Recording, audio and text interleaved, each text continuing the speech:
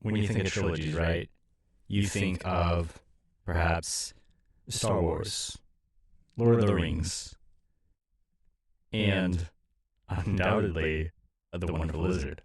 Because, in fact, there is a third book in the series. This book, it's called... You can see my professionalism is the same as always. Oops. Anyway, this book is called Ozma of Oz. Now, I've been reading this book, and I'm actually surprised. It's not terrible. I'd say out of all his books so far, this is the best one. So sometimes, the third time's the charm. You just gotta keep trying things. Now, I'm not saying it's good. Don't get me wrong. But, there's something there. There's something to it. Is what I think. Some people said they liked the last book. That it was interesting because they didn't know the story like they did the first. But I can say, for me, that book was it just wasn't for me, All right, let's start. Chapter 1. The Girl in the Chicken Coop. The wind blew hard and joggled. An interesting word to start with. The wind blew hard and joggled the water of the ocean, sending ripples across its surface. Your first sentence is supposed to be, it's really supposed to grab you, bring you into the story. And so far, it's just the water is joggling. Which is fine, there's nothing wrong about joggling water, but let's get into it. The wind pushed the edges of the ripples until they became waves, and shoved the waves around until they became billows. The billows rolled dreadfully high, higher even than the tops of houses. Some of them, indeed, rolled as high as the tops of the tall trees and seemed like mountains, and gulfs between the great billows were like deep valleys. All this mad dashing and splashing. I like that, dashing and splashing. All this mad dashing and splashing of the waters of the big ocean, which the mischievous wind caused without any good reason whatever, resulted in a terrible storm, and a storm on the ocean is liable to cut many queer pranks and do a lot of damage. At the time the wind began to blow, the ship was sailing far out of the waters. When the waves began to tumble and toss, and to grow bigger and bigger, the ship rolled up and down and then tipped sideways, first one way, then the other. I feel like this is kind of just the cyclone from the first book, but changed to water. Not an original idea, but hey, we won't judge too deep yet, right? We're in chapter 1. And was jostled around so roughly that even the sailormen had to hold fast to ropes and railings to keep themselves from being swept away by the wind and pitched long head into the sea. And the clouds were so thick in the sky that the sunlight couldn't get through, so that the day grew as dark, which added to the terrors of the storm. The captain of the ship was not afraid. Probably a bad sign, let's be honest, because he had seen the storms before, and he had sailed his ships through them safely. But the passengers would be in danger if they tried to stay on deck, so he put them all into the cabin and told them to stay there until the storm was over, and to keep brave their hearts and not be scared, as all would be well with them. Of course, we know as an audience that if nothing bad happened, this would be a very boring story. So, I'm concerned for them. Now, among these passengers was a little Kansas girl named Dorothy Gale, who was going with her Uncle Henry to Australia. "Oi, mate, we're going to Australia!" They headed to Australia to visit some relatives they had never seen before, which is another way of saying some pretty bad relatives. Uncle Henry, you must know, was not very well.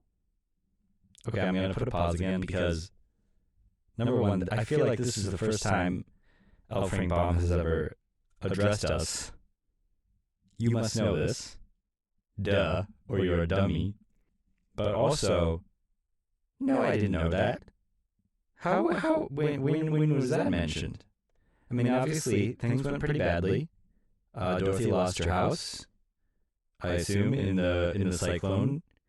So, sure, it might not be ridiculous to hear that he's sick, but I can't say we knew that. So, I'm a little offended at how he offended us. And you should be too. Like, we're educated literary critics, and he's just like, well, you obviously know this thing that I've never told you before, because I'm the author of the story. Anyway, I can't do too much commentary, or we'll never know what happens to Dorothy, and I'm excited that Dorothy's back. I mean, she wasn't a great character. She didn't grow at all. In fact, a little the opposite, but, you know, she was fun. I liked doing her accent, which I guess is my brilliance and not so much the author. But hey, here we are. He was not very well because he had been working so hard on his Kansas farm that his health had given way and left him weak and nervous. And the very fact here that he has to explain why he's sick means we didn't know. So give us a break, buddy. He left Aunt Em at home to watch after the hired men and to take care of the farm. Well, he traveled far away to Australia to visit his cousins and have a good rest. Now, if it were me, and I was feeling a bit sick, a boat trip to Australia to see some relatives I've never met would not be my first choice. I'd be like, hey, let me have a sleep and eat a little soup. But we'll give Uncle Henry his due. He did what he wanted to do. I assume. All right. Dorothy was eager to go with him on this journey, and Uncle Henry thought she would be good company and help cheer him up.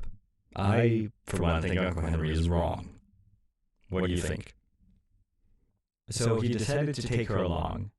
The girl was quite an experienced traveler, for she had once been carried by a cyclone as far away from home as the marvelous land of Oz, and she had met with a good many adventures in that strange country before she managed to get back to Kansas again.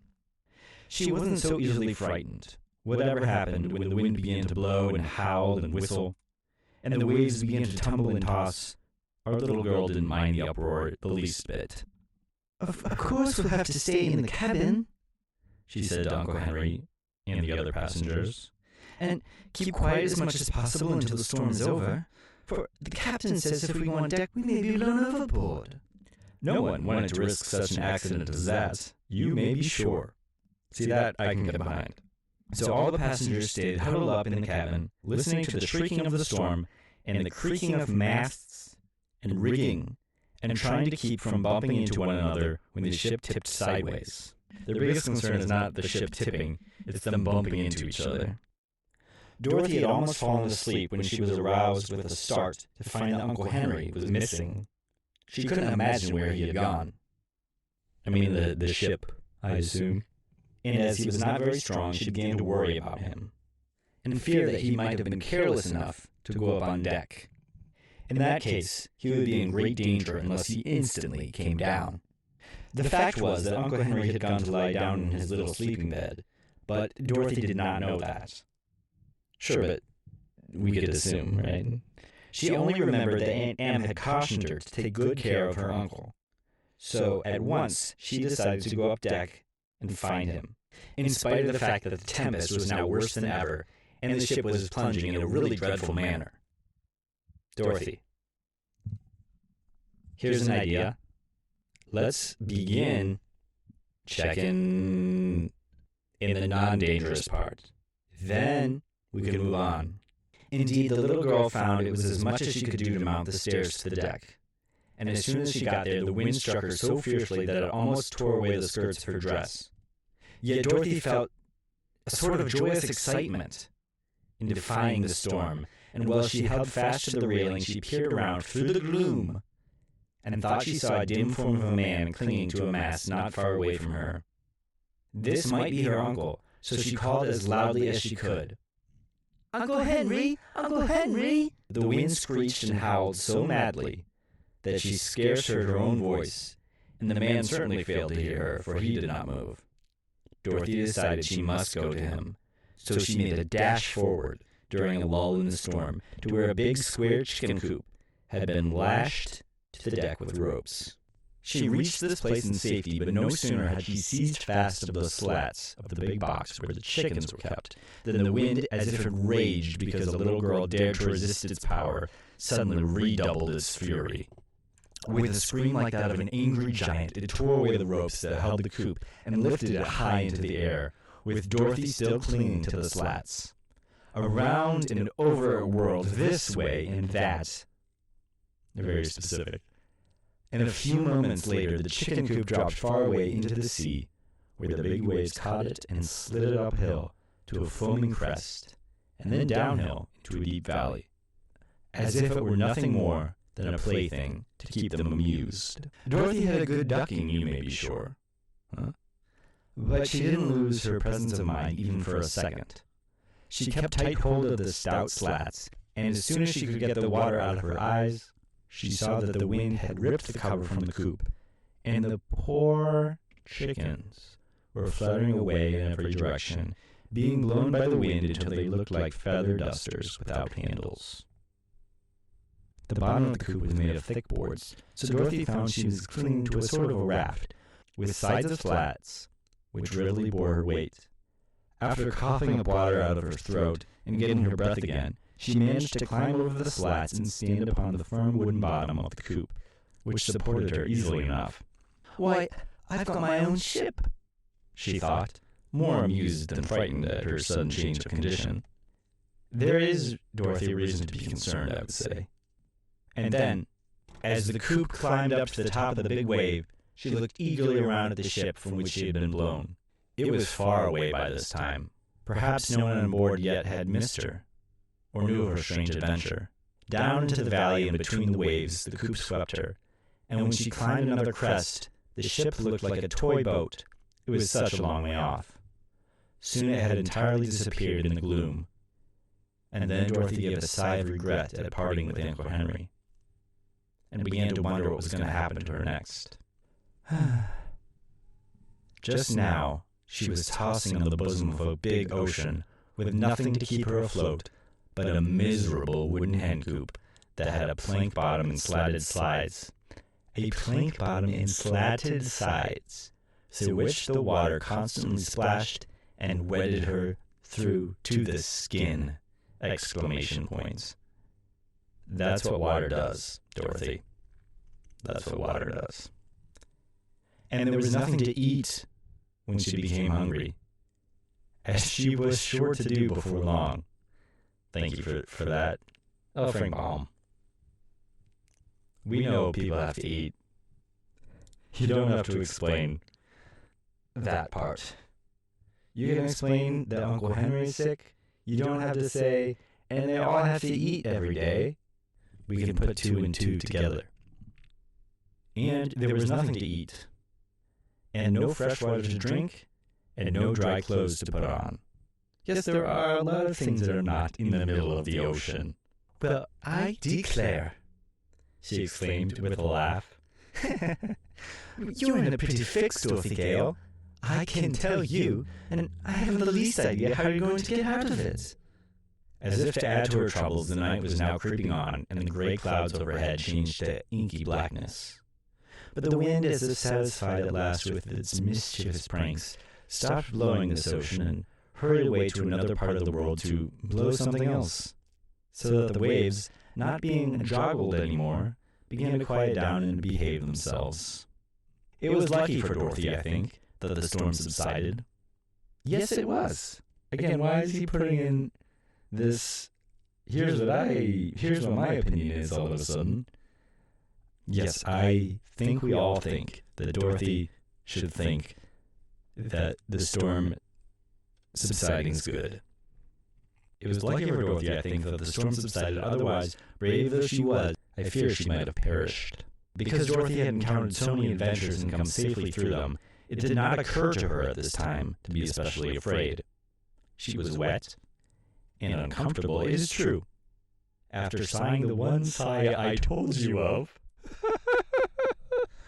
now she's like, I just told you a few paragraphs ago something. Let me remind you of it and explicitly acknowledge how I told you about it. This is wild. I guess he's trying new things. Which he certainly should be.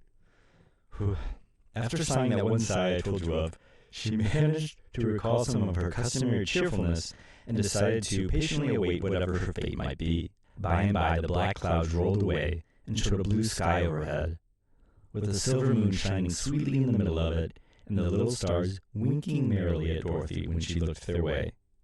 The coupe did not toss around anymore, but rode the waves more gently, almost like a cradle rocking, so that the floor upon which Dorothy stood was no longer swept by water coming through the slats. Seeing this, she became quite exhausted by the excitement of the past few hours. The little girl decided that sleep would be the best thing to restore her strength, and the easiest way that she could pass the time. You see, Dorothy has to sleep. The floor was damp and wet, and she herself was wringing wet, but fortunately, this was a warm climate and she did not feel cold. Well, that's good. So she sat down in a corner of the coupe, leaned back against the slats, nodded at the friendly stars before she closed her eyes, and was asleep in half a minute.